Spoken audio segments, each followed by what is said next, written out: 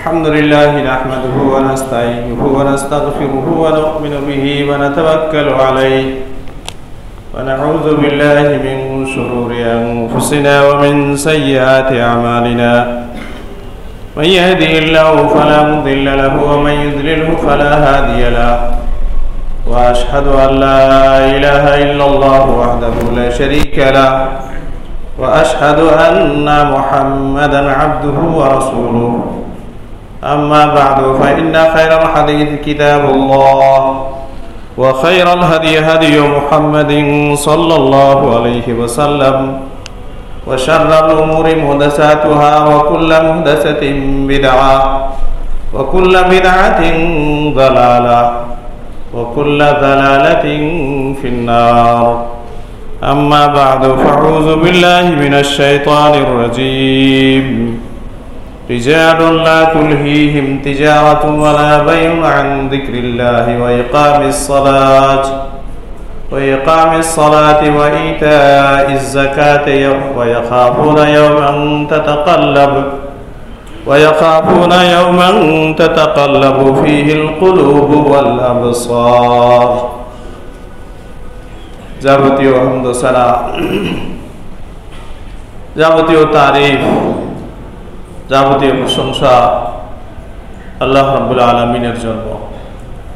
সালাত ও সালাম দরুদ ও সালাম বর্ষিত হোক সকল আম্বিয়া ও রাসূলদের উপরে, বিশেষ করে আম্বিয়া ও রাসূলদের ইমাম শেষ নবী ও রাসূল মুহাম্মদুর রাসূলুল্লাহ সাল্লাল্লাহু আলাইহি ওয়াসাল্লাম। অতঃপর আল্লাহ রাব্বুল আলামিন কোরআন মাজিদে ফুরকানে হামিদ নিজের বান্দাদের গুণাবলী বিভিন্ন জায়গায় আল্লাহ রাব্বুল আলামিন আলোচনা করেছে। বিভিন্ন সূরার শুরুতে শেষে বিভিন্ন জায়গায় তাদের যে বৈশিষ্ট্য সেটা আল্লাহ রাব্বুল আলামিন আলোচনা করেছেন। রাব্বুল আলামিন একটা দিক যে কাজ করার, আর একটা দিক যে কাজে গাফিলতি করা, যে দায়িত্ব রয়েছে এই দায়িত্বে অবহেলা করা, এই বিষয়গুলো আল্লাহ রাব্বুল আলামিন বিভিন্ন জাতির যে দুর্বলতা ছিল আল্লাহ রাব্বুল আলামিন কোরআন মাজিদে তুলে ধরেছে। আল্লাহ রাব্বুল আলামিন সেটা আলোচনা করেছেন রিজাল, আল্লাহর যে বিশেষ বান্দা তাদেরকে আল্লাহ রাব্বুল আলামিন রিজাল বলে খেতাব করেছেন। অসাধারণ ব্যক্তি যারা, তাদেরকে রিজাল বলে খেতাব করা হয়। যাদের মধ্যে পুরুষত্বের সকল গুণাবলী জমা হয়ে যায়, তাদেরকে খেতাব করা হয় অসাধারণ ব্যক্তি বলে।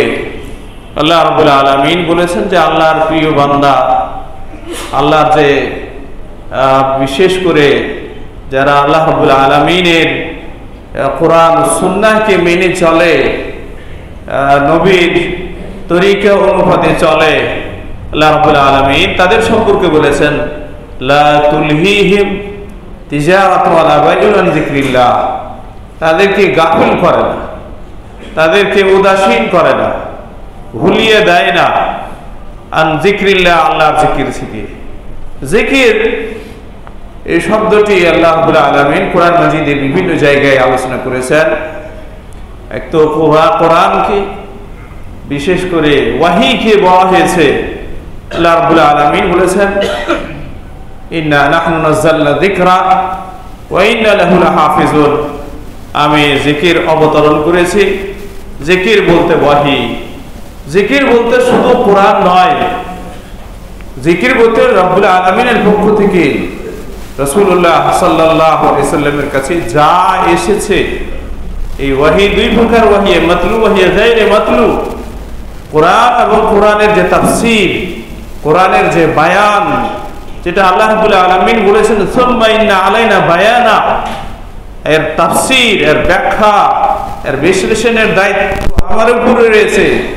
আল্লাহ রাব্বুল আলামিন কোরআন মাজিদে কোন জায়গায় মুজমালান, কোন জায়গায় মুফাসসালান, কোন জায়গাতে হয়তো সংক্ষিপ্ত ভাবে বলেছেন, কোন জায়গায় বিস্তারিত, কিন্তু কোন একটা বিষয়ে দিক নির্দেশনা দিয়েছেন, তার পুরো ব্যাখ্যা আল্লাহ রাব্বুল আলামিন রাসূলকে দিয়ে তার আমলের মাধ্যমে, কথার মাধ্যমে বিশ্ববাসীকে জানিয়েছেন, তার উম্মতকে জানিয়েছেন। তাই এই সকল বিষয়গুলো কি জিকির বলা হয়েছে, ইন্না নাহনু নাযালনা যিকরা ওয়া ইন্না লাহু লাহাফিজুন। আমি জিকির অবতরণ করেছি এবং তার সংরক্ষণের দায়িত্ব আমার উপরে রয়েছে। রব্বুল আলামিন এখানে জিকিরের কথা বলেছেন। আল্লাহ রাব্বুল আলামিন তারপরে বলছেন লা তুলহিহিম তিজারাতুন ওয়ালা বাইউন, তাদেরকে গাফিল করে না ব্যবসা বাণিজ্য, কেনাকাটা। এই যে মানুষের ব্যবসা বাণিজ্য রয়েছে, কিছু না কিছু তাকে দুনিয়াতে চলতে হলে, মানুষ হলে তাকে ব্যস্ততা তাকে পাবেই, ব্যস্ততাতে থাকবেই, রিজিক সঞ্চয় করতে হবে। কিন্তু রিজিক অন্বেষণ করতে গিয়ে ব্যবসা বাণিজ্যের মাধ্যমে সে আল্লাহকে ভুলে যাবে। কোরআন সেটা ভুলবে না। আল্লাহ রাব্বুল আলামিনের পক্ষ থেকে যে বিধিবিধান এসেছে, তাওহীদ এসেছে, আল্লাহর পক্ষ থেকে বিধিবিধান এসেছে, এবং এর মধ্যে যে উমামে সাবেকার যে আলোচনা রয়েছে, সেই বিষয়গুলো সে ভুলবে না। কোরআন সে পড়বে, সেগুলোর আলোচনা করবে। কিয়ামতের আলামতের মধ্যে একটি হচ্ছে ওয়ায়ুরফাউল ইলমু, ইলম উঠে যাবে, ওয়ায়াজহারুল জাহলু, মূর্খতা বেড়ে যাবে। মূর্খতা বেড়ে যাবে বলে স্কুল কলেজের লেখাপড়াটা বন্ধ হয়ে যাবে এমনটা না। উলুমে দুনিয়াবিয়া, দুনিয়ার যে ইলম এটা বন্ধ হয়ে যাবে তা নয়। উলুমে শারঈয়া, এই ইলম আস্তে আস্তে আস্তে আস্তে রব্বুল আলামিন আলেমদেরকে উঠানোর মাধ্যমে উঠিয়ে, বহু শিক্ষিত মানুষ থাকবে, দুনিয়ার জ্ঞান থাকবে, দুনিয়া বহু কামাই করতে পারবে, তার কাছে কোরআনের ইলম নেই, হাদিসের ইলম নাই, তার কাছে জিকির আজকার করার সময় নাই, এত ব্যস্ততা যে সে কোরআন পড়ার সময় পায়। রমজান মাস আসতে গেলে কোরআন খুলে 1 খতম 2 খতম 3 খতম মানুষের কাছে চর্চা করে, যে আমি 10 খতম দিয়েছি ইত্যাদি। এটা মানুষের কাছে চর্চা নয়, কিন্তু সারা জীবন একটা সময় বের করে আমার যতই ব্যস্ততা থাক না কেন কোরআনের সাথে আমার একটা যেন সম্পর্ক থাকে। মানুষের এই জায়গাটা নিয়ে নিয়েছে, এক সময় টিভি আর এখন মোবাইল নিয়ে নিয়েছে। মানুষের এই সময়টা এটা নিয়ে নিয়েছে, কেড়ে নিয়েছে। তাই এই বিষয়টি ছিল রিজাল্লা তুলহিহিম ওয়ালা তিজারাতুন ওয়ালা বাইউন আন যিকরিল্লাহ ওয়া ইকামিস সালাতি, সালাত সম্পাদন করা থেকে। আল্লাহর বান্দা যেখানেই থাক না কেন তার উপরে সালাত ফরজ হওয়ার বা বাশুর সিন্নে তামিজ, ভালো মন্দ বুঝার, এটা ডান হাত এটা বাম হাত, যখন থেকে বুঝেছে তখন থেকে সে নামাজ শুরু করবে। আর হোশ থাকতে গেলে মৃত্যুর আগ পর্যন্ত সে সালাত আদায় করবে। এই সালাত তার উপরে যে এই যে দায়িত্ব, আল্লাহ রাব্বুল আলামিনের খাস বান্দা, তারা যে যেখানেই থাক না কেন সালাত আদায় করবে। এবং যাকাত দিবে। এই যাকাত সম্পর্কে মুসলিম উদাসীন হয়ে গেছে, যাকাত সম্পর্কে গাফিল হয়ে গেছে। যাকাত দিতে গেলে এই দারিদ্রতা থাকতো মানুষের। তাই এই বিষয়টি আমাদের, যে আমরা নামাজ পড়ব, অনেকে আমরা নামাজ পড়ি, সবকিছু আমলে ভালো, অনেকে আমলে ভালো, কিন্তু একটি বিষয়, সেটি হলো উমামে সাবেকা, অন্যান্য নবীদের উম্মত পথভ্রষ্ট হয়েছে, তারা গুমরাহিতে চলে গেছে তাওহীদে উলুহিয়তের মাধ্যমে, তাওহীদে ইবাদতে। এই ইবাদত আল্লাহ ছাড়া অন্যদের ইবাদত তারা শুরু করে দিয়েছে। কিন্তু এই উম্মতের বেশিরভাগই, আল্লাহ রাসূল সাল্লাল্লাহু আলাইহি সাল্লাম বলেছেন যে আমার উম্মত 73 দলে বিভক্ত হবে, কুল্লুহা ফিন্নার ইল্লা ওয়াহিদা, সব জাহান্নামে যাবে একটি বাদে। এরা অধিকাংশই কি সবাই একটি দল বাদে বাকি সবাই পথভ্রষ্ট হবে। আল্লাহ তাআলার তাওহীদুল আসমা ওয়া সিফাত, আল্লাহ রাব্বুল আলামিনের যে নাম, আল্লাহ রাব্বুল আলামিনের যে গুণাবলী, এই বিষয়ে আল্লাহর জাত ও সিফাতে এরা পথভ্রষ্ট হয়েছে এবং এই বিষয়ে তাদেরকে বোঝানো খুব কঠিন। আল্লাহ রাব্বুল আলামিনের জাত ও সিফাতে, আল্লাহ রাব্বুল আলামিনের সত্তা বিষয়ে এবং আল্লাহ রাব্বুল আলামিনের যে গুণাবলী, এই তাওহীদ ফিল আসমা ওয়া সিফাতে আয়াতকে বোঝানো খুব কঠিন। যারা হকের উপরে রয়েছে বিশ্বের বুকে, সালাফি ও আহলে হাদিস, এই আনসারুস সুন্নাহ আল মুহাম্মাদিয়া যাই নাম হোক না কেন, এরা এই তাওহীদুল আসমা ওয়া সিফাতের বিষয়ে এরা মানহাজে সালাফে সালেহ। আমরা যে সালাফে সালেহদের মানহাজ অনুপাতে চলি, তো মানহাজ, এই মানহাজটা কি জিনিস? একটা হচ্ছে যে আল্লাহ রাব্বুল আলামিনের যে আলোচনা কোরআনে এবং হাদিসে যা কিছু এসেছে এবং আল্লাহ রাসূল সাল্লাল্লাহু আলাইহি ওয়াসাল্লাম যা বলেছেন আল্লাহর জন্য, যে আল্লাহর হাত আছে, আল্লাহর কদম আছে, পা আছে, আল্লাহর সাক আছে, আল্লাহর চক্ষু আছে, আল্লাহ আরশে কিভাবে রয়েছে আমাদের মতো না, কিভাবে রয়েছে এটা আল্লাহ রাব্বুল আলামিন বলে দিয়েছেন, লাইসা কামিসলিহি শাই। এটাই বিশ্বাস করা। আজকে দেখেন যে যত ইমাম রয়েছেন, আইম্মায়ে মুজতাহিদিন, তাদের ইমাম আহমদ বিন হাম্বল, ইমাম মালিক, তাদের অনুসারীরা ইমাম আহমদ বিন হাম্বল রাহিমাহুল্লাহ, এরা এই আকীদার উপরে রয়েছে। বাকি ইমাম মালিক হোক, ইমাম শাফিঈ রাহিমাহুল্লাহ অনুসারী হোক, বা ইমাম আবু হানিফা রাহিমাহুল্লাহর অনুসারী হোক, পরবর্তীতে এরা সবাই কিছু না কিছুটা আছে ঠিক হকের উপরে, বাকি পরবর্তীতে এরা আশায়েরা ও মাতুরিদিয়া হয়ে গেছে। এই ইমামদেরকে মানে, কিন্তু ইমামদেরকে মানতে গিয়ে আকীদাগত দিক দিয়ে আশায়েরা ও মাতুরিদিয়ার অনুসারী এরা, আশায়েরা মাতুরিদিয়া।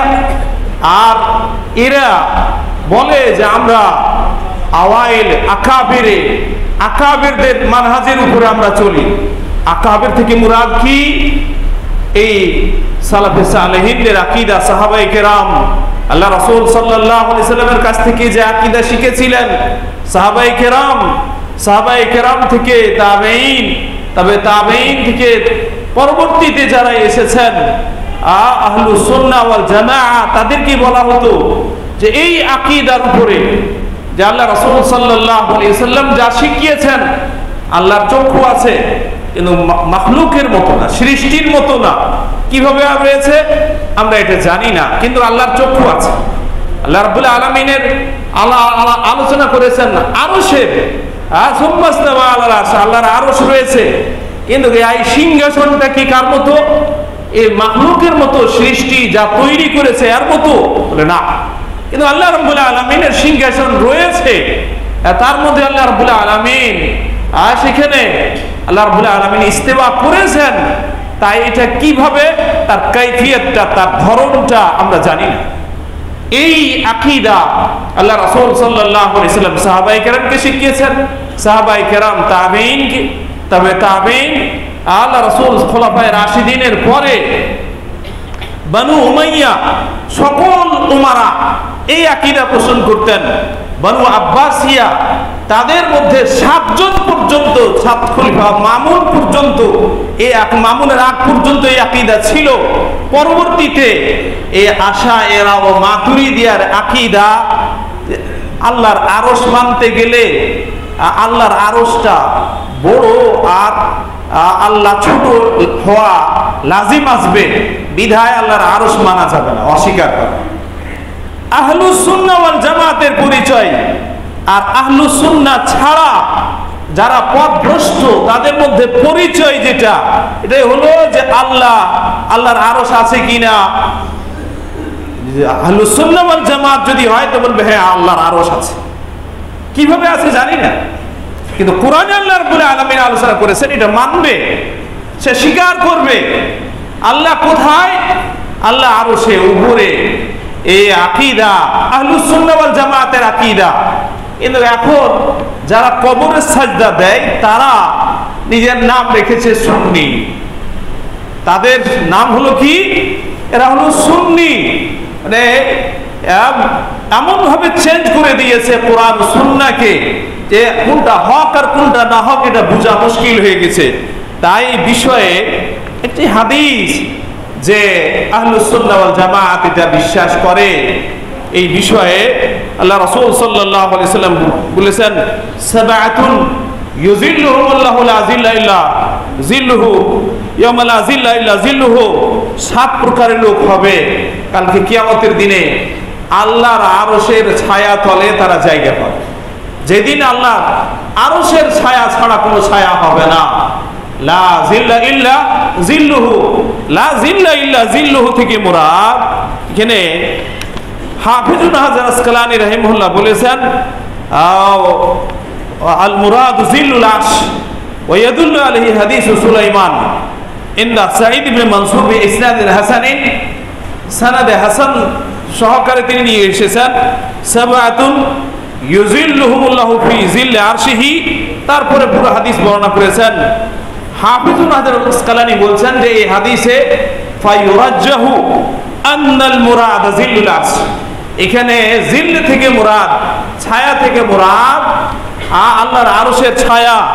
তাই এই বিষয়টি আকীদাগত দিক দিয়ে যারা এই আকীদা পোষণ করে যে আল্লাহর আরশ আছে, আল্লাহর আরশ বিশ্বাস করে, আল্লাহ কোরআনে আলোচনা করেছেন, তাদের যারা এই আকীদা যাদের ঠিক রয়েছে, আকীদা সঠিক, তারাই কালকে কিয়ামতের দিনে এই আমল যাদের ঠিক থাকবে, এই 7 প্রকারের আমল, তারা এই আল্লাহর আরশের ছায়াতলে জায়গা পাবে। 1 নম্বর হলো আহলুস সুন্নাহ ওয়াল জামাতের নিকটে, সালাফি ও আহলে হাদিসের নিকটে 1 নম্বর হচ্ছে আকীদা, আর তারপরে হচ্ছে আমল। 1 নম্বর আকীদা। এই আকীদা যদি দুরুস্ত না থাকে, আমল যতই থাক না কেন আল্লাহ রাব্বুল আলামিন সেটা কোনো মূল্যায়ন করবেন না। তাই আকীদা 1 নম্বর তো ঠিক থাকতে হবে। আর যে যারা কালকে কিয়ামতের দিনে রিজালুল্লাহ তুলহিহিম তিজারাতু ওয়ালা বাইউন আন যিকরিল্লাহ, আল্লাহর বিশেষ বান্দা, তাই যে 7 প্রকারের লোক যাদেরকে আল্লাহ রাব্বুল আলামিন আরশের ছায়াতলে জায়গা দিবেন। প্রথম হচ্ছে ইমামুন আদিলুন, রিওয়ায়াতে এসেছে আল ইমামুল আদিলু, ইমামুন আদিলুন, ইমামে আদিল, ন্যায় পরায়ণ ইমাম, ন্যায় পরায়ণ আমির, ন্যায় পরায়ণ খলিফাতুল মুসলিমিন। এই বিষয়ে বলা হয়েছে আল মুরাদু বিহি সাহিবুল ওয়ালায়াতুল উজমা, আমিরুল মুমিনিন, খলিফাতুল মুসলিমিন কে মুরাদ নেওয়া হয়েছে। ওয়ায়ুলতাহাকু বিহি কুল্লু মান ওয়ালিয়া শাইআন মিন উমুরিল মুসলিমিন, মুসলিমদের যে কোনো বিষয়ের দায়িত্বশীল হয়, ইমামের দায়িত্ব রয়েছে, এই ইমাম ও মুরাদ। বা বাড়িতে যে ব্যক্তি, একটা বাড়ির যে একজন পরিবার, তার যে একজন দায়িত্বশীল রয়েছে সেও মুরাদ। একটা মাদ্রাসা, একটা কারখানা, যে কোনো জায়গার দায়িত্বশীলকে এখানে বোঝানো হয়েছে। ইমাম আদিলুন, ন্যায়পরায়ণ ইমাম যদি হয়, তো আর এই বিষয়ে বলা হয়েছে যে আল্লাহ রাব্বুল আলামিন সেই ব্যক্তিকে আরশের ছায়াতলে কাল কিয়ামতের দিনে জায়গা দান করবেন। যেদিন করুণ অবস্থা, কবরে হাসরে মানুষের অবস্থা ত্রাহি ত্রাহি অবস্থা হবে, সেই জায়গায় আল্লাহ রাব্বুল আলামিন তাদেরকে আরশের ছায়াতলে জায়গা দিবেন।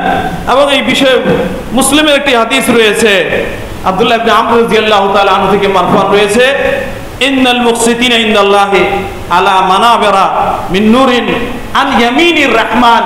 কালকে কিয়ামতের দিনে ইমাম আদিলকে, মুকসিতিন, ইনসাফকারী ব্যক্তিদেরকে আল্লাহ রাব্বুল আলামিন নূরের মিম্বারে স্থান দান করবেন, বসার জায়গা দিবেন। আর আল্লাহ রাব্বুল আলামিনের ডান দিকে হবে আন ইয়ামিনির রহমান। আল্লাহ রাব্বুল আলামিন, আল্লাহর দুটোই হাত হচ্ছে ইয়ামিন। তো আল্লাহ রাব্বুল আলামিন তাদেরকে এই যে ডান দিকে, তাদেরকে নূরের মিম্বারের উপরে, কুরসির উপরে আল্লাহ রাব্বুল আলামিন তাদেরকে বসার স্থান দান করবেন। আল্লাযীনা ইয়াদিলুনা ফি হুকমিহিম ওয়া আহলিহিম ওয়া মাওয়ালু।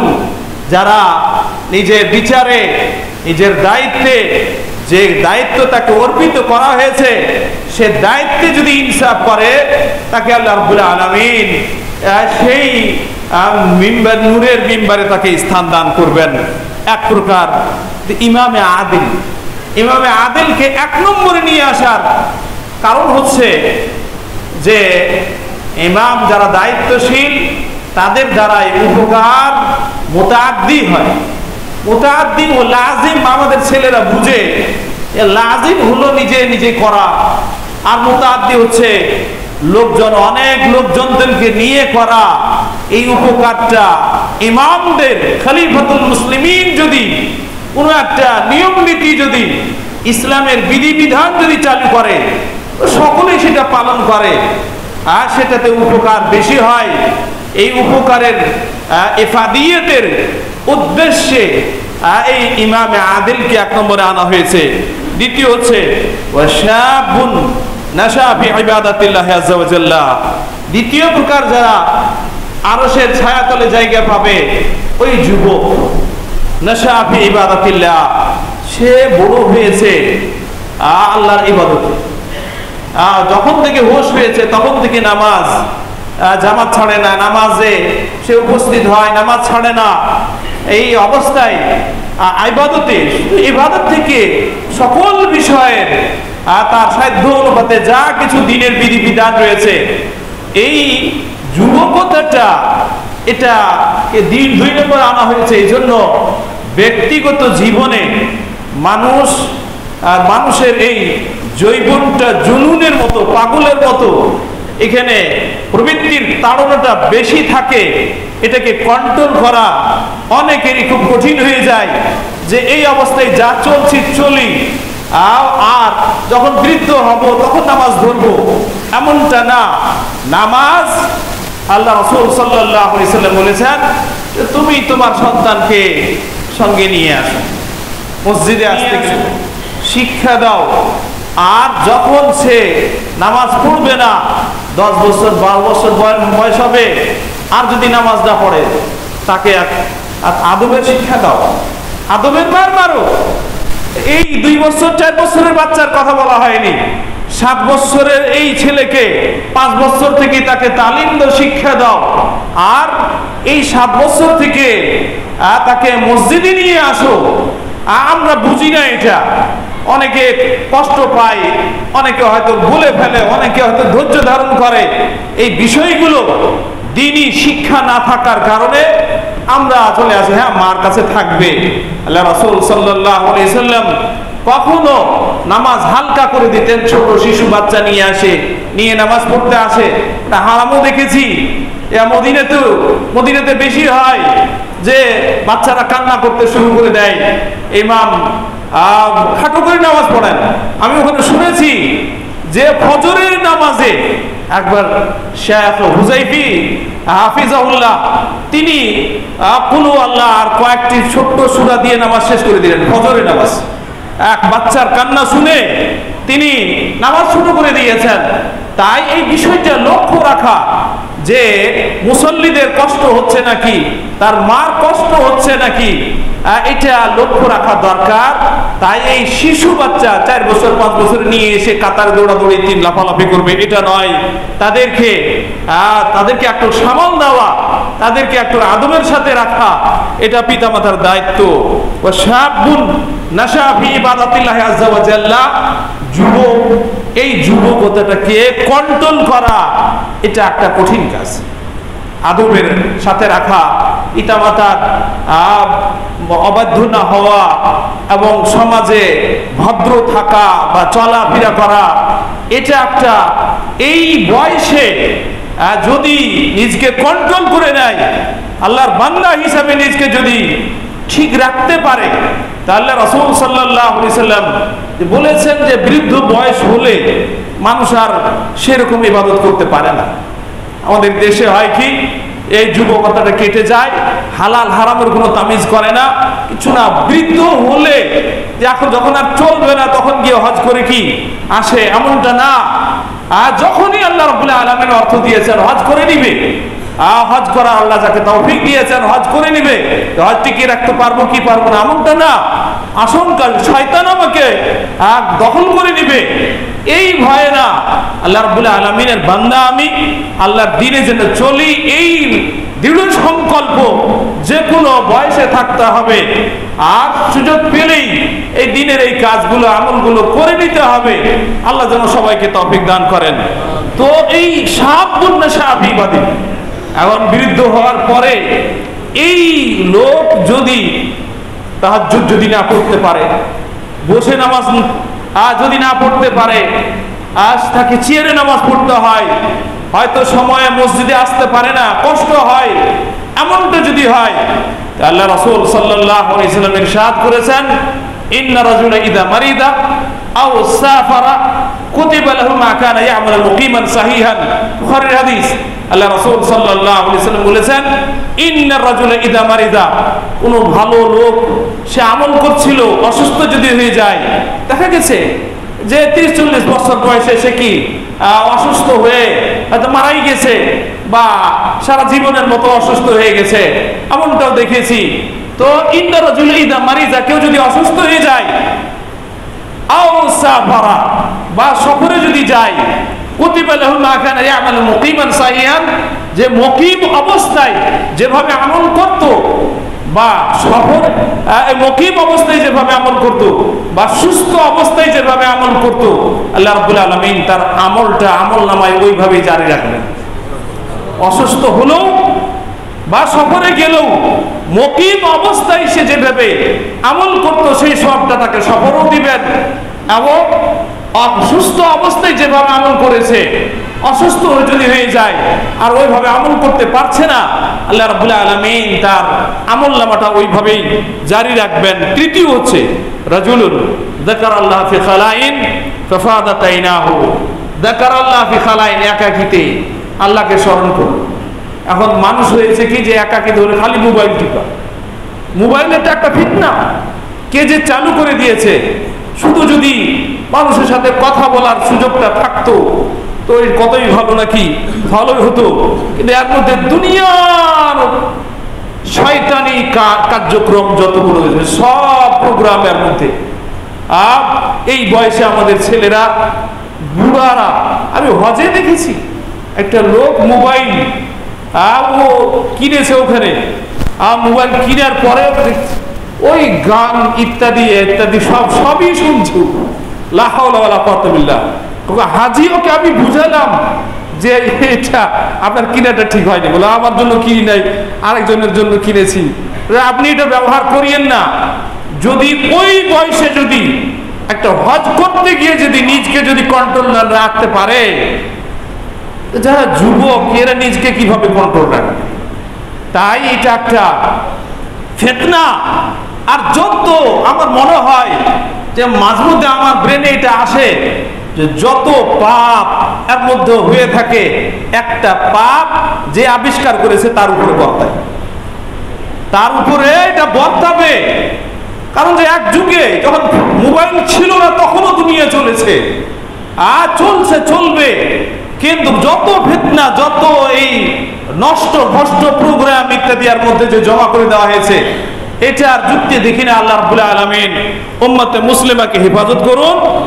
তো রাজুলুন যাকারাল্লাহ ফি খালাইন, ব্যক্তি একাকিতে রয়েছে, আল্লাহকে স্মরণ করলো, ফাফাদাত আইনাহু, তার চোখ থেকে পানি ঝরতে লাগলো। কবরে কি হবে, হাসরে কি হবে, জাহান্নামে কি হবে, জাহান্নাম থেকে বাঁচতে পারবো কিনা আল্লাহকে স্মরণ করে এই কান্না করা, এই ব্যক্তি কালকে কিয়ামতের দিনে হাসরের ময়দানে আরশের ছায়াতলে জায়গা পাবে। ওয়ারাজুলুন কলবুহু মুআল্লাকুন ফিল মসজিদি, অন্য রিওয়ায়াতে রয়েছে মুআল্লাকুন ফিল মাসাজিদি। আর যে ওয়ারাজুলুন কলবুহু, তার অন্তরটা মসজিদের সাথে লেগে থাকে। জুমা পড়লাম, আসরটা কিভাবে জামাতে পড়ব, আর অন্তরটা মসজিদের সাথে লাগা থাকে। আর টাইম খুব কম, এজন্য বিস্তারিত আলোচনায় যাব না। ওয়ারাজুলুন কলবুহু মুআল্লাকুন ফিল মসজিদি, আল্লাহ রাব্বুল আলামিন বলেছেন যে তুমি মানুষ, তোমাকে খেতে হবে, তোমাকে পান করতে হবে, দুনিয়াবি বিভিন্ন তোমার দায়িত্ব রয়েছে, কাজ রয়েছে। আল্লাহ রাব্বুল আলামিন বলেছেন ফাইদা কুদিয়াতিস সালাতু ফান্তাশিরু ফিল আরদি, নামাজ হয়ে গেলে তুমি রিজিকের অন্বেষণে বেরিয়ে পড়ো। বের হওয়া জরুরি না, কিন্তু এটা মিনাল উমুরিল মুবাহা, মানুষ তাকে কাজ করতে হবে। মানুষ হলে তাকে রিজিকের অন্বেষণ করতে হবে। আল্লাহ রাব্বুল আলামিন এই কথা বলেননি যে তুমি মসজিদে পড়ে থাকো, তুমি মসজিদেই পড়ে থাকো, এমনটা না। আর এই বিষয়ে বেশি বাড়াবাড়ি করা যায়, যেমন সুফিয়ারা বাড়াবাড়ি করেছে। এই দর্শন হিন্দুদের কাছ থেকে নিয়ে এই দর্শন সুফিবাদ এটা মুসলিমদের মধ্যে চালু করে দিয়েছে যে তুমি একটা খানকা বানাও, ওই খানকাতে সেখানে আল্লাহর তপস্যা করো, মুরাকাবা মুজাহাদা করো। আর করতে করতে করতে করতে সে আল্লাহকে পেয়ে যাবে, আল্লাহর সাথে মিশে যাবে। নাউজুবিল্লাহ মিন যালিক। ওই বৌদ্ধ তাদের আকীদা আর এই আকীদার মধ্যে কোনো পার্থক্য নেই। আর সুফিয়া এই সাফা থেকে নেওয়া হয়নি, সাফা ইয়াসুল সাফান, পরিষ্কার পরিচ্ছন্ন হওয়া, নিজের অন্তরকে কলবকে পরিষ্কার করা, এখান থেকে না। বরং সুফিয়া এটা নেওয়া হয়েছে, এটা সুফ থেকে, সুফ মানে উল, এই উলের কাপড় এরা পরতো। আর এই কাপড় চুপড় ইত্যাদি পরিধান করে এত মোরাকাবা, এত মুজাহাদা করতো, ইবাদত করতো, যে মানুষ সহি আকীদার লোক তাদেরকে দেখে বা জনসাধারণ দেখে মনে করতে যে এরাই আল্লাহর বান্দা, এরাই কি আসল বান্দা হতে পারে। কিন্তু আল্লাহ রাসূল সাল্লাল্লাহু আলাইহি সাল্লাম এই খাওয়ারিজদের সম্পর্কে বলেছেন, সাহাবীকে বলেছেন, সাহাবায়ে কেরামকে, ইয়াহকিরু আহাদুকুম সালাতাহুম মা সালাতিহিম ওয়া সিয়ামুহুম মা সিয়ামিহিম, তোমরা তাদের নামাজের তুলনায় নিজের নামাজটাকে কিছুই মনে করবে না, তাদের সিয়ামের তুলনায় তোমাদের সিয়ামকে কিছুই মনে করবে না। কোরআন তিলাওয়াতের মাধ্যমে মুসলিমের রিওয়ায়াতে রয়েছে তোমাদের তিলাওয়াতকে কিছুই মনে করবে না, নগণ্য মনে করবে। তাদের আমল দেখে ধোঁকা খাবে না। আহলুল হাদিস সালাফি এরা আমল দেখে ধোঁকা খায় না, এরা আগে দেখে তার আকীদা কি রয়েছে। আকীদা হলো মূল জিনিসটা কি আছে, তার ঠিক আছে কিনা। ওয়ারাজুলান তাহাব্বা ফিল্লাহি ইজতামা আলাইহি ওয়া তাফাররাকা, দুজন ব্যক্তি একজন আরেকজনকে ভালোবাসে, শুধু এখানে দুজন না, বরং এই জাতি এক অপরকে ভালোবাসা এর মাপকাঠি কি, সেটা হলো দ্বীন, কোরআন ও সুন্নাহ। কোরআন ও সুন্নাহ এটাই হচ্ছে এই কোরআন ও সুন্নাহ, আহলুস সুন্নাহ ওয়াল জামাতের পরিচয় এটাই। তারা কোরআন ও সুন্নাহ থেকে তাজাউজ করবে না, কোরআন ও সুন্নাহ অতিরিক্ত কোনো কাজে যাবে না, বাড়াবাড়ি কোনো কাজ করবে না। কোরআন ও সুন্নাহ যা রয়েছে মিন ও আন, সেটাকে ওইভাবেই সেটাকে গ্রহণ করবে, তার মধ্যে না সেটাকে না কম করবে না বেশি করবে।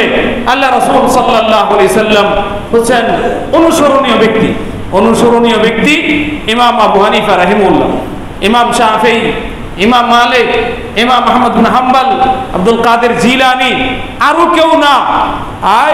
অনুসরণীয় ব্যক্তি একজনই, সেটা হচ্ছেন এই আসমানের যে জমিনের উপরে রাসূলুল্লাহ সাল্লাল্লাহু আলাইহি সাল্লাম।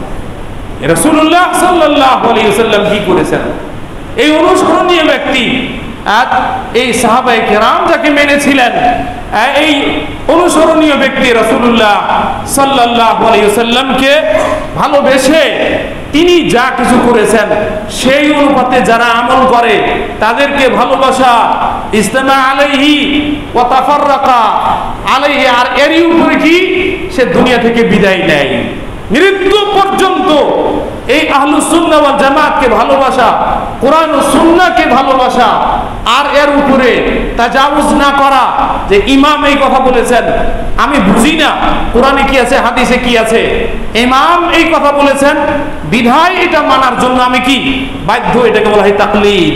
তাকলিদের অর্থ হচ্ছে বিনা কোনো দলিলে নবী ছাড়া অন্য কোনো ব্যক্তির সব কথাকে মেনে নেওয়া, বিনা কোনো দলিলে, কোরআনও নেই হাদিসও নেই, ওই ব্যক্তিকে আমি অনুসরণীয় ব্যক্তি বানিয়েছি। তাকলিদ মানে হার পরানো, এই তার যা আমি অনুসরণ করব, এই মালার হারটা নবী ছাড়া অন্য কোনো ব্যক্তিকে যদি পরিয়ে দেয়, যে আমি তাকে মুক্তাদা হিসাবে, তাকে ইমাম হিসাবে মেনে নিলাম, তার সকল কথা আমি মেনে চলবো, এটা হচ্ছে তাকলিদ। আর তাকলিদ হারাম, এটা হারাম। আল্লাহ রাসূল সাল্লাল্লাহু আলাইহি সাল্লামের সব কথা মেনে নেওয়া, মা জাআ বিহি নবী সাল্লাল্লাহু আলাইহি সাল্লাম, নবী সাল্লাল্লাহু আলাইহি সাল্লাম যা কিছু নিয়ে এসেছেন সেটাকে অন্তর থেকে সেটাকে মেনে বিশ্বাস করা এবং সেই অনুপাতে আমল করা, এটাই হলো ইত্তিবা। ইত্তাবিউ মা উনজিলা ইলাইকুম মির রাব্বিকুম, তোমাদের রবের পক্ষ থেকে যা তোমাদের কাছে এসেছে সেটা তোমরা অনুসরণ। ওয়ালা তাত্তাবিউ মিন দুনিল্লাহ আউলিয়া, আল্লাহ ছাড়া অন্য কোনো আউলিয়া, আল্লাহ যাদেরকে মানুষ বানিয়ে দিয়েছে আউলিয়া আল্লাহ, এদের তোমরা অনুসরণ করবে। আল্লাহ রাব্বুল আলামিন নিষেধ করেছেন কারো কোনো কথা সেটাকে মানতে গেলে সেটাকে বাজিয়ে নিতে হবে যে কোরআনে আছে কিনা, হাদিসে আছে কিনা, সেখানে থাকতে গেলে ঠিক আছে, কিন্তু এই মাধ্যম এইটাকে বলা হয় ওয়াসিতা। আর এই ওয়াসিতা, এটা এই আস্থা মাধ্যম, এটা গ্রহণ করা কিছু মাশরু আর গায়র মাশরু। আমি কোনো ব্যক্তিকে ইমামকে অনুসরণ করছি এই জন্য যে আল্লাহ রাসূল সাল্লাল্লাহু আলাইহি সাল্লাম বলেছেন, এখানে বলেছেন ইমামের অনুসরণ করো, তোমার ইমামের তুমি অনুসরণ করো, তার ইমাম বানানো হয়েছে এখানে এই জন্য যে তার অনুসরণ করা হবে। ইদা কাব্বারা ফাকাব্বিরু, যখন সে আল্লাহু আকবার বলবে তুমি আল্লাহু আকবার বলো, যে আল্লাহ রাসূল সাল্লাল্লাহু আলাইহি সাল্লাম বলেছেন বিধায় আমরা ইমামকে কি ইমাম হিসাবে এখানে মানি, তার অনুসরণ করি, আল্লাহ রাসূল সাল্লাল্লাহু আলাইহি সাল্লামের কথা ছাড়া নয়। তাই 6 নম্বর হচ্ছে রাজুলুন দাতুম রাতুন যাত মানসাবিন ওয়া জামালিন ইলা নাফসিহা ক্বালা ইন্নী আখাফুল্লাহ। আল্লাহ রাসূল সাল্লাল্লাহু আলাইহি ওয়াসাল্লাম বলেছেন যে দুনিয়াতে আমি সবথেকে বড় ফিতনা ছেড়ে যাচ্ছে মহিলাদের। মহিলা আমাদের মা, মহিলা আমাদের মেয়ে, মহিলা আমাদের বোন, মহিলা এরা ভালো আছে মন্দও আছে, কিন্তু আল্লাহ রাসূল সাল্লাল্লাহু আলাইহি সাল্লাম সমাজ একটা গঠন করার প্রতি আল্লাহ রাসূল সাল্লাল্লাহু আলাইহি সাল্লাম আমাদেরকে সাবধান করে গেছেন যে তাদেরকে দ্বীনের উপরে দিয়ে চলার মতো যে বিধিবিধানগুলো রয়েছে সেই অনুপাতে চলবে। এদেরকে লাগামহীন ছেড়ে দেওয়া যাবে না, এদেরকে বেপর্দা না পর্দাহীন এদেরকে ছেড়ে দেওয়া যাবে না, বরং এদের সম্পর্কে যে বিধিবিধান রয়েছে তার দায়রায় থাকতে গেলে এরা পর্দা থেকে যদি বেরিয়ে যায়, তবে আল্লাহ রাসূল সাল্লাল্লাহু আলাইহি সাল্লাম কোরআন ও সুন্নাহর দায়রা থেকে যদি বেরিয়ে যায়, তো আল্লাহ রাসূল সাল্লাল্লাহু আলাইহি সাল্লাম বলেছেন মা তারাকতু বাদি ফিতনাতান আযার আলা রিজালি মিনান নিসা, পুরুষদের উপরে সবথেকে বড় ফিতনা আমি ছেড়ে যাচ্ছি, তা হচ্ছে মহিলা। আল্লাহ রাসূল সাল্লাল্লাহু আলাইহি ওয়াসাল্লাম, তাই এরা আমাদের মা, আমাদের বোন, আমাদের মেয়ে, এদের মাধ্যমে দুনিয়া চলছে, পুরুষ ও নারীর মাধ্যমে। কিন্তু আল্লাহ রাব্বুল আলামিনের যে বিধিবিধান, সেই বিধিবিধান যদি মেনে চলে তো আল্লাহর রহমত আসবে, আর যদি সেটা যদি না মেনে চলে তবে বড় ফিতনা। আর 7 নম্বর হচ্ছে রাজুলুন তাসাদদাকা বিসাদাকাতিন ফাহফাহা হাত্তা লা তা'লামা শিমালুহু মা তুনফিকু ইয়ামিনুহু। ইখলাসের সাথে আল্লাহর রাস্তায় খরচ করতে হবে। যাদেরকে আল্লাহ রাব্বুল আলামিন ধন সম্পদ দিয়েছেন, টাকা পয়সা দিয়েছেন, তারা যেন যাকাত দেয়, খরচ করে, সাদকা ও খায়রাত করে, দ্বীনের জন্য কাজ করে, হাত্তা লা তা'লামা শিমালুহু মা তুনফিকু ইয়ামিনুহু। এত ইখলাসের সাথে যে ডান হাত কি খরচ করছে বাম হাত যেন না জানে, এটা ইখলাস মুরাদ নেওয়া হয়েছে। যে বাম হাত না জানে এমনটা না যে বাম হাতে লাগাবে না, বাম হাত ধরবে না, তা বলে নয়, ডান হাত বাম হাত দিয়েই দিবে, কিন্তু এখানে রেয়া যেন তাকে না পায়, যে মানুষ যেন আমাকে দানবীর বলে, মানুষ যেন আমাকে কি আমাকে দুনিয়াতে আমার সুনাম করে যে সেই লোকটা বহু খরচ করতে পারে এই ইত্যাদি, এমনটা যেন তার অন্তরে যেন না আসে। আল্লাহ রাব্বুল আলামিন এই ধরনের লোকদেরকে কালকে কিয়ামতের দিনে আরো সে ছায়াতলে জায়গা দান করবেন। আল্লাহ রাব্বুল আলামিন এদেরই কথা বলেছেন, রিজালুন লা তুলহিহিম তিজারাতুন বাইনা যিকরিল্লাহ ওয়া ইকামিস সালাতি ওয়া ইতাইজ যাকাতি ওয়া ইয়াখাফুনা ইয়াওমান, তারা ভয় করে সেই দিনটাকে, তাতাকাল্লাবু ফীহিল কুলুব ওয়াল আবসার, যেদিন অন্তর এবং চক্ষু ঠিক থাকবে না, প্রকম্পিত হবে। আল্লাহ রাব্বুল আলামিনের কাছে দোয়া করি, ইলাহুল আলামিন তোমার কোরআন ও সুন্নাহ তো তোমার নবী যেভাবে আমাদেরকে বলেছেন, বুঝিয়েছেন, আকীদাগত দিক দিয়ে, আমলগত দিক দিয়ে সেই বিষয়গুলোকে বুঝে আল্লাহ তার উপরে যেন আমরা আমল করতে পারি, তা তুমি আমাদের তৌফিক দান করো।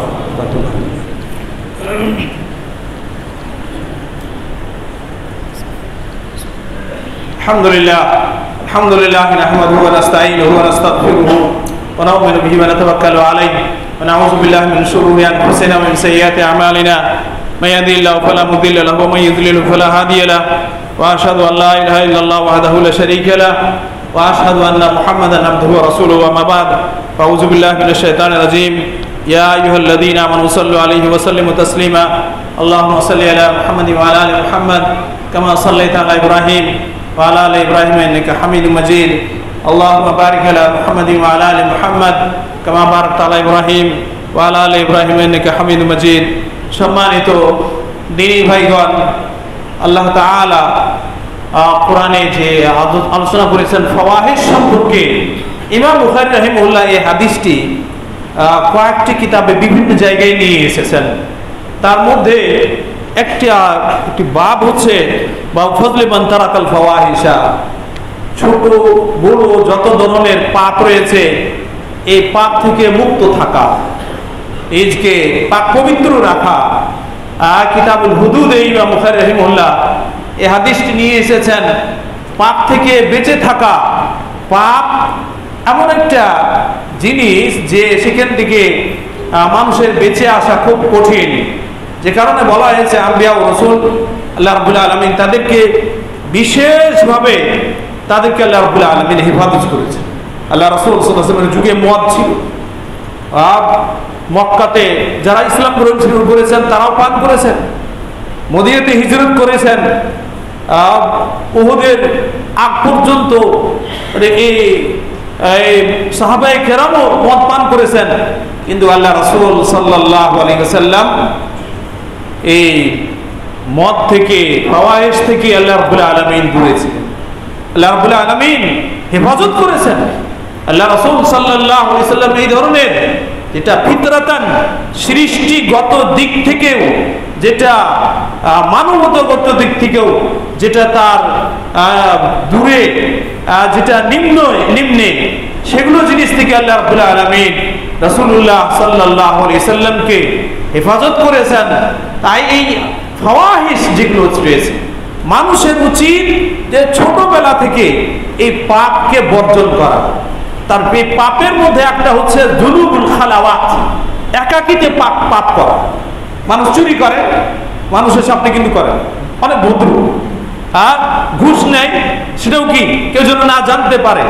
এই ধরনের পাপ যে রয়েছে, যুনুবুল খালাওয়াত, একাকিতে পাপ রয়েছে পাপের মানুষের এই জীবনে, চুপে চুপে খালাওয়াতের জীবনে মানুষের সামনে অনেক ভালো, কিন্তু একাকী জীবনে ভালো হওয়া, নিজকে ভালো করা, এটা বড় কাজ।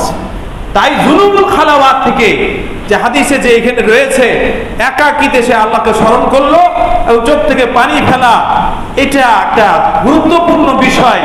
তাই এটি একটি, আর আমার টাইম, নামাজের টাইম পার হয়ে যাচ্ছে, যে আল্লাহ রাসূল সাল্লাল্লাহু আলাইহি ওয়াসাল্লাম হাদিসুল গার, যেখানে তিনজন ব্যক্তি একটা গর্তে বন্ধ হয়ে গিয়েছিলেন, সেখানে তিনজনই দোয়া করেছিলেন।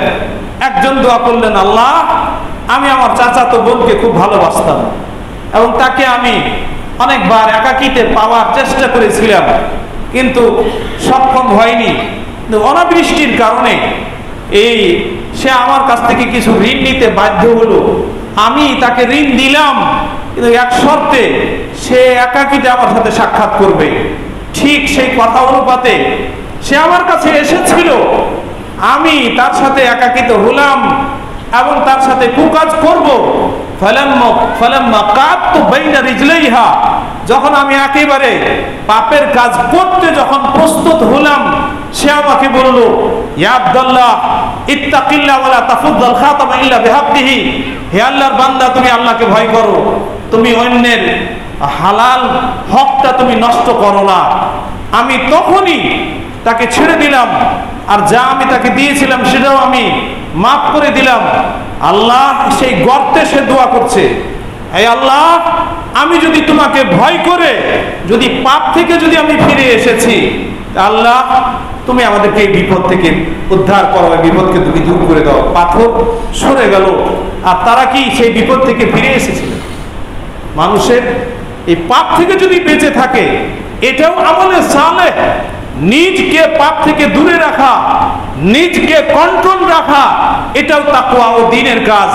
তাই বিশেষ করে তালাবাতুল ইলম, ইলমের জন্য দরকার যে অন্তরটা পরিষ্কার রাখা।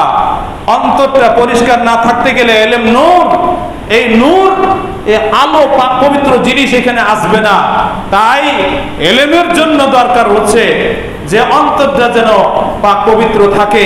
আল্লাহ রাব্বুল আলামিন আমাদেরকে দুনিয়ার যত ধরনের ফাওয়াহিশ রয়েছে, ছোট বড় পাপ রয়েছে, আল্লাহ তুমি আমাদেরকে এই সকল পাপ থেকে হেফাজত করো।